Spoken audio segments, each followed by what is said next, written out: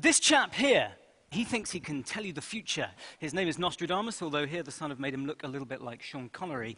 And like most of you, I suspect, I don't really believe that people can see into the future. I don't believe in precognition. And every now and then you hear that somebody has been able to predict something that happened in the future, and that's probably because it was a fluke. And we only hear about the flukes and about the freaks. We don't hear about all the times that people got stuff wrong. Now, we expect that to happen with silly stories about precognition. But the problem is, we have exactly the same problem in academia and in medicine. And in this environment, it costs lives. So firstly, thinking just about precognition, as it turns out, just last year, a researcher called Darrell Bem conducted a piece of research where he found evidence of precognitive powers in undergraduate students. And this was published in a peer-reviewed academic journal, and most of the people who read this just said, okay, well, fair enough, but I think that's a fluke, that's a freak. Because I know that if I did a study where I found no evidence that undergraduate students had precognitive powers, it probably wouldn't get published in a journal. And in fact, we know that that's true, because several different groups of research scientists tried to replicate the findings of this precognition study, and when they submitted it to the exact same journal, the journal said, no, we're not interested in publishing replication, we're not interested in your negative data. So this is already evidence of how, in the academic literature, we will see a biased sample of the true picture of all of the scientific studies that have been conducted. But it doesn't just happen in the dry academic field of psychology. It also happens in, for example, cancer research. So in March 2012, just 1 month ago, some researchers reported in the journal Nature how they had tried to replicate 53 different basic science studies looking at potential treatment targets in cancer. And out of those 53 studies, they were only able to successfully replicate 6. 47 out of those 53 were unreplicable. And they say in their discussion that this is very likely because freaks get published. People will do lots and lots and lots of different studies, and the occasions when it works, they will publish, and the ones where it doesn't work, they won't. And their first recommendation of how to fix this problem, because it is a problem, because it sends us all down blind alleys, their first recommendation of how to fix this problem is to make it easier to publish negative results in science and to change the incentives so that scientists are encouraged to post more of their negative results in public. But it doesn't just happen in the very dry world of preclinical basic science cancer research. It also happens in the very real flesh and blood of academic medicine. So in 1980, some researchers did a study on a drug called lorcainide, and this was an antiarrhythmic drug, a drug that suppresses abnormal heart rhythms. And the idea was, after people have had a heart attack, they're quite likely to have abnormal heart rhythms, so if we give them a drug that suppresses abnormal heart rhythms, this will increase the chances of them surviving.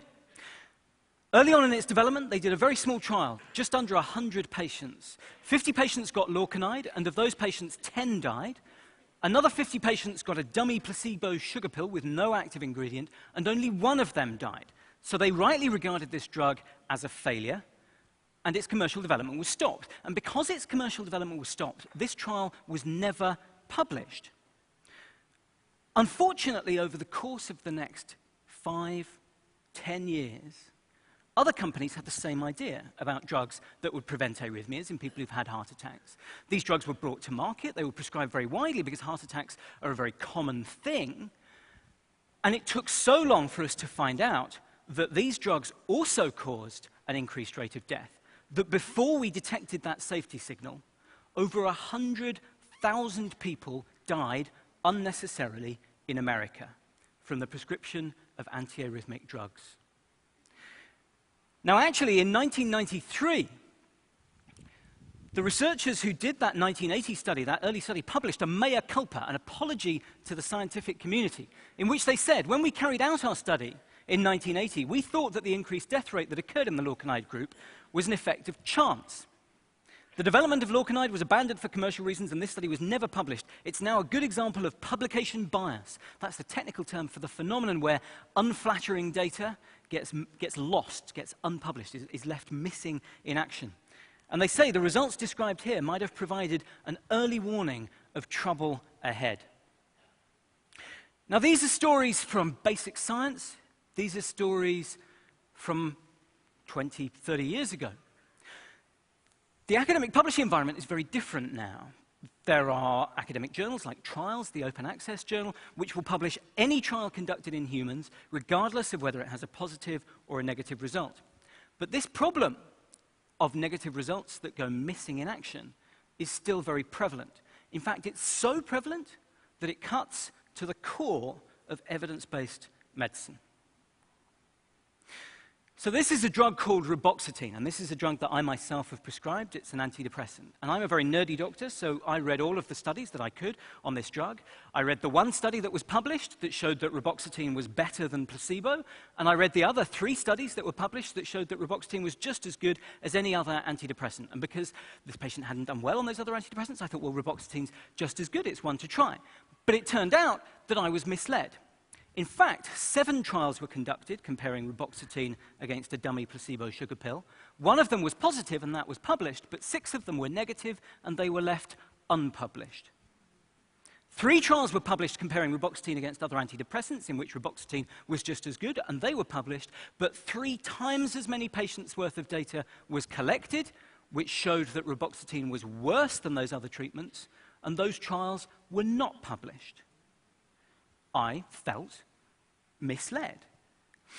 Now, you might say, well, that's an extreme and unusual example, and I wouldn't want to be guilty of the same kind of cherry-picking and selective referencing that I'm accusing other people of. But it turns out that this phenomenon of publication bias has actually been very, very well studied. So here is one example of how you approach it. The classic model is you get a bunch of studies where you know that they've been conducted and completed, and then you go and see if they've been published anywhere in the academic literature. So this took all of the trials that had ever been conducted on antidepressants that were approved over a 15-year period by the FDA. They took all of the trials which were submitted to the FDA as part of the approval package. So that's not all of the trials that were ever conducted on these drugs, because we can never know if we have those, but it is the ones that were conducted in order to get the marketing authorization. And then they went to see if these trials had been published in the peer-reviewed academic literature. And this is what they found. It was pretty much a 50-50 split. Half of these trials were positive, half of them were negative, in reality. But when they went to look for these trials in the peer-reviewed academic literature, what they found was a very different picture. Only 3 of the negative trials were published, but all but 1 of the positive trials were published. Now, if we just flick back and forth between those 2, you can see what a staggering difference there was between reality and what doctors, patients, commissioners of health services, and academics were able to see in the peer-reviewed academic literature. We were misled. And this is a systematic flaw in the core of medicine. In fact, there have been so many studies conducted on publication bias now, over 100, that they've been collected in a systematic review, published in 2010, that took every single study on publication bias that they could find. Publication bias affects every field of medicine. About half of all trials, on average, go missing in action, and we know that positive findings are around twice as likely to be published as negative findings. This is a cancer at the core of evidence-based medicine. If I flipped a coin 100 times, but then withheld the results from you from half of those tosses, I could make it look as if I had a coin that always came up heads. But that wouldn't mean that I had a 2-headed coin. That would mean that I was a chancer, and you were an idiot for letting me get away with it. But this is exactly what we blindly tolerate in the whole of evidence-based medicine. And to me, this is research misconduct.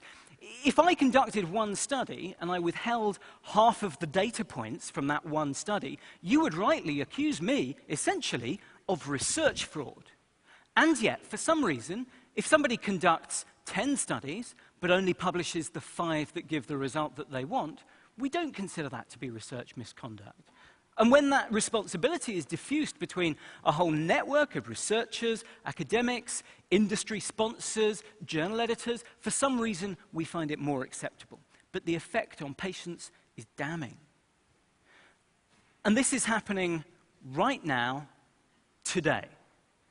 This is a drug called Tamiflu. Tamiflu is a drug which governments around the world have spent billions and billions of dollars on stockpiling. And we've stockpiled Tamiflu in panic, in the belief that it will reduce the rate of complications of influenza. Complications is a medical euphemism for pneumonia and death. Now, when the Cochrane systematic reviewers were trying to collect together all of the data from all of the trials that had ever been conducted on whether Tamiflu actually did this or not, they found that several of those trials were unpublished. The results were unavailable to them. And when they started obtaining the write-ups of those trials through various different means, through Freedom of Information Act requests, through harassing various different organizations, what they found was inconsistent. And when they tried to get hold of the clinical study reports, the 10,000-page-long documents that have the best possible rendition of the information, they were told they weren't allowed to have them. And if you want to read the full correspondence and the excuses and the explanations given by the drug company, you can see that written up in this week's edition of PLOS Medicine.